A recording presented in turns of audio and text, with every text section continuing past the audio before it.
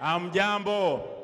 So often in the life of man, the cries of man reaches the heaven, and God sends a Joshua to take us to the promised land. My name is Balozi Walter Omwenga. I am part of this community.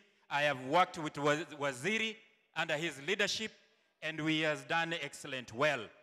Waziri Dr. Fred Okengo Matiangi, he's a man who grew up in the villages of Abagusii. He understands our problem. Waziri Matiangi, he has worked in the public service. He has served in the executive and the cabinet. He knows where our system is broken. Waziri Fred Okengo Matiangi is a God servant. He is a God-fearing man. He is going to fix our problem. Amen? Ladies and gentlemen, I ask you to arise and welcome our Honorable Dr. Fred Okengo Matiangi.